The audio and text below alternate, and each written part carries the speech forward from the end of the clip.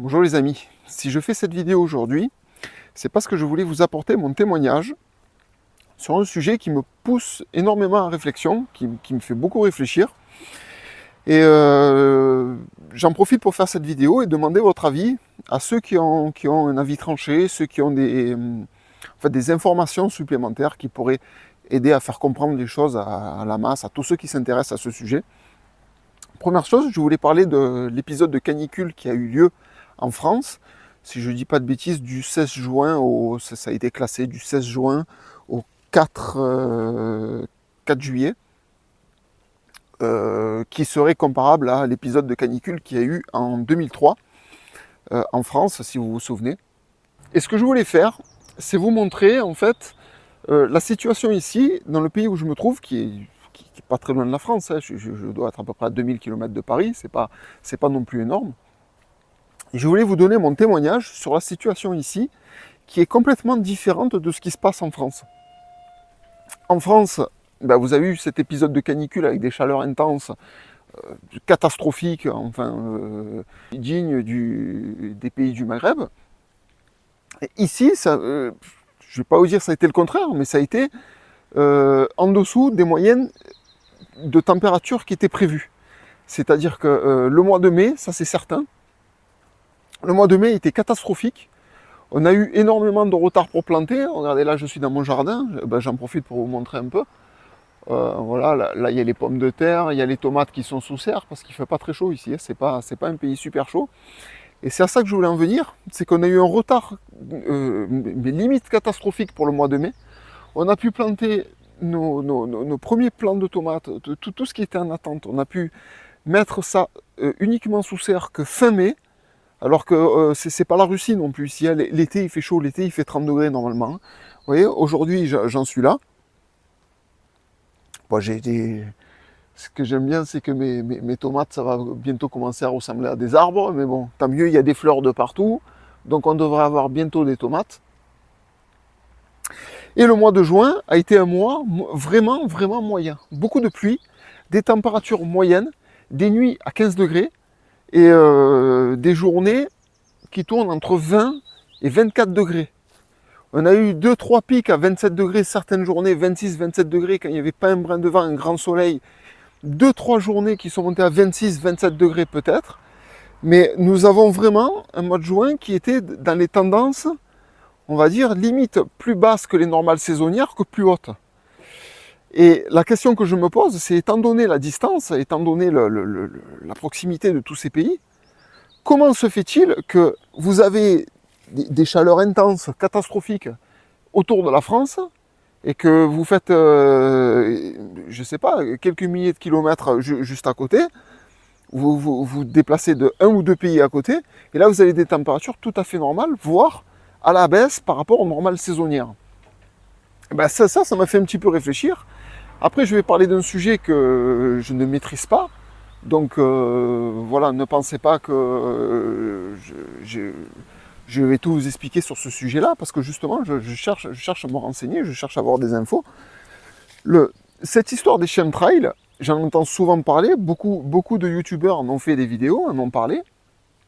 J'ai une position plus ou moins entre deux pour ma part, parce que quand on parle de chemtrails, des gens pensent qu'on est là, que c'est là pour pourrir notre santé, vraiment pour toucher les populations.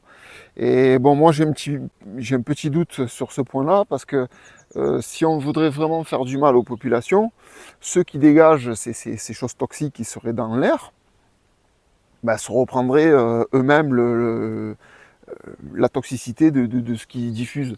Donc voilà, pour moi c'est un peu compliqué, je ne suis pas certain. Enfin, vous voyez, je n'ai pas d'avis tranché sur le sujet.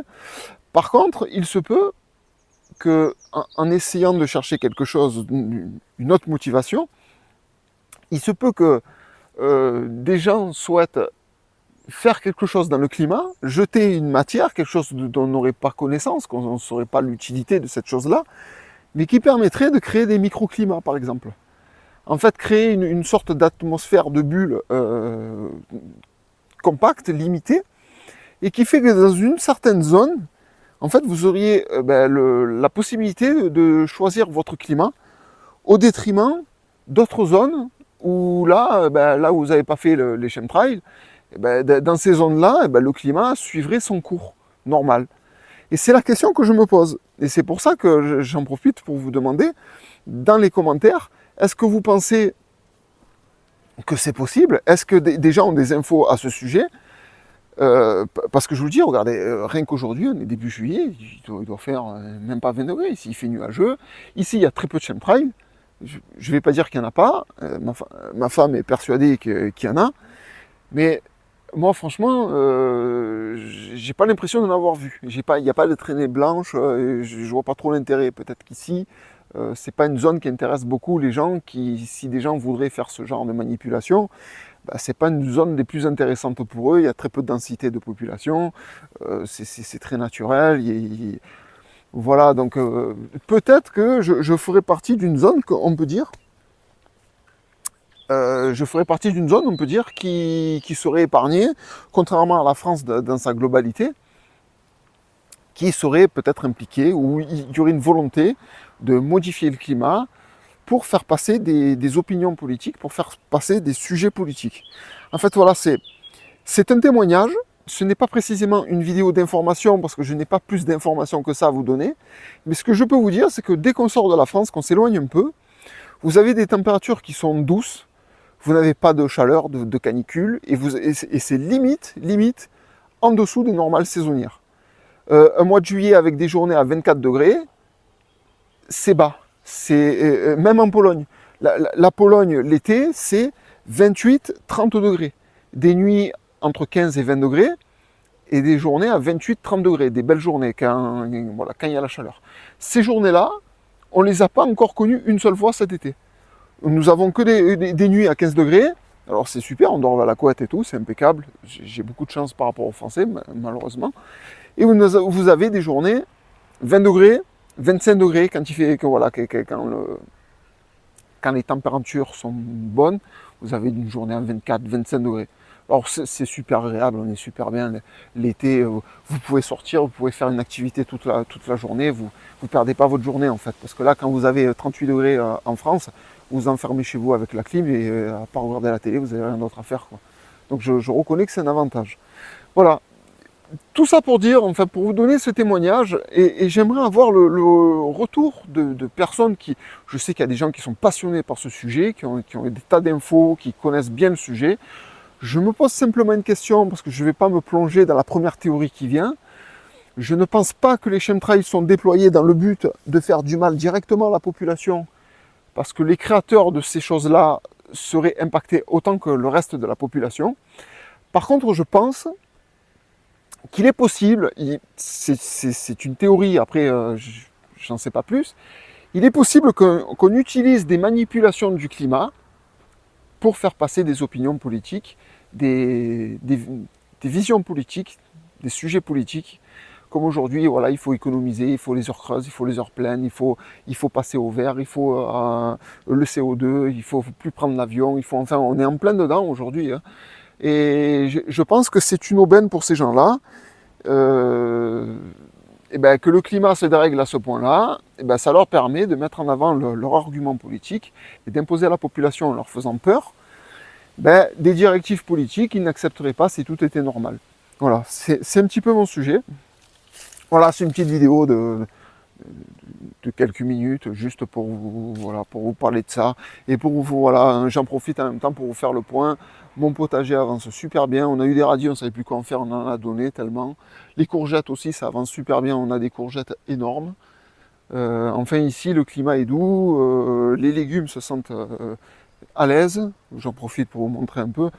Voilà, on a des méga courgettes qui sont en train de pousser, mais alors on en a plein le frigo, on en a des nouvelles qui arrivent, alors bon, on est content, hein, c'est super, donc on essaie de se nourrir tout seul, un peu plus sainement. Ceux qui suivent ma chaîne, vous savez que je cherche à m'éloigner de tout ce qui est RNM messager, tout ce qui est test sur les animaux, sur les canards, sur les poules, enfin je crois que tous les animaux vont être vaccinés, bon, je me répète par rapport à mes anciennes vidéos. Donc voilà, j'ai les poussins qui sont en préparation. Là, je vous ramène à ma dernière vidéo. D'autres poussins devraient éclore d'ici quelques jours. Donc voilà, la recherche d'autonomie est en cours. Et on devrait arriver à faire quelque chose de pas trop mal. Voilà. En tout cas, je vous remercie de m'avoir écouté jusqu'ici. Je vous laisse me répondre sur cette grande question que je me pose. Voilà, qu'est-ce que vous en pensez? Quel est votre avis sur le sujet? Les chemtrails, pas les chemtrails? Est-ce que vous pensez que ça peut être une incidence climatique ou pas du tout? Est-ce qu'il y aurait une volonté? Voilà, si des gens ont des éléments, des choses à partager, des pages web qui peuvent démontrer que c'est vrai, que c'est faux. Enfin voilà, ça m'intéresse, c'est un sujet qui m'intéresse vraiment. N'hésitez pas à laisser vos commentaires, les pouces, à vous abonner. Voilà, ça me sera très utile pour pouvoir continuer cette activité et partager tout ce que je souhaite encore partager quand le poulailler va s'agrandir, quand les animaux prendront vraiment possession du terrain, les légumes qui vont arriver, enfin voilà. Bon, je vous en dis pas plus, je vous laisse et je vous dis à très bientôt pour une prochaine vidéo. Au revoir.